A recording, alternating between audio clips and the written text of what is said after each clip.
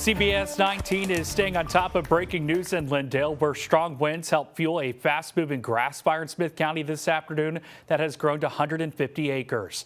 Good evening and thanks for joining us. I'm Brennan Gurley. At last check, crews say that fire is about 50% contained after forcing voluntary evacuations in the area. Let's get back out live to CBS 19 Robert De La Garza, who's live in Smith County with the latest. And Robert, we talked about all hands on deck, and it's showing right behind you with all the first responders there.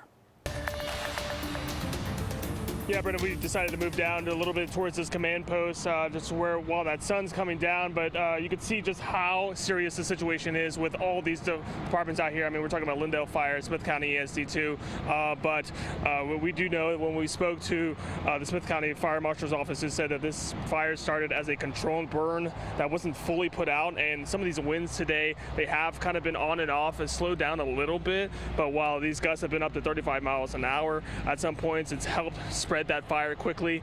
But as for an update right now, we do understand. I just got off the phone with the Lindale Fire Department just before this 6:30 show, and they say that they are calling it contained at this moment. They're not going to give a percentage at this point, but they're calling it contained. They said that these crews here are going to be working around the clock at this point, but they're going to be monitoring hot spots and likely going to be on a fire watch this evening. But this all started around 1:15 this afternoon. Emergency crews responded to the 12,200 block of FM 3271.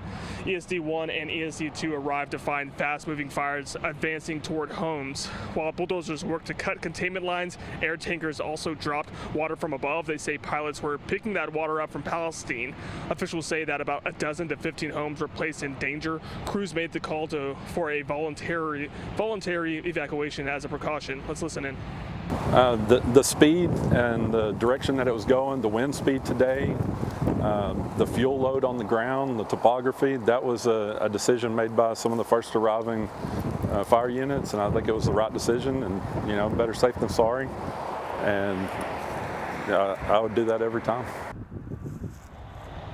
Yeah, and he told us at around 4 p.m. that 2 homes had suffered minor exterior damage, but no major structural loss had been confirmed at that time, and that about 30 to 50 acres had been burned as of that 4 p.m. interview that we did with the marshal, but that number could grow at this point. And once again, as we mentioned right before 6:30 hit, that we did reach out to the Lindale Fire Department, and they are calling this fire contained at this moment. They did not say whether give us a percentage on how contained it is, but they are calling it contained, and they did say that fire crews will be working around the clock just to monitor the situation, and they did say that this would be a fire watch from now on.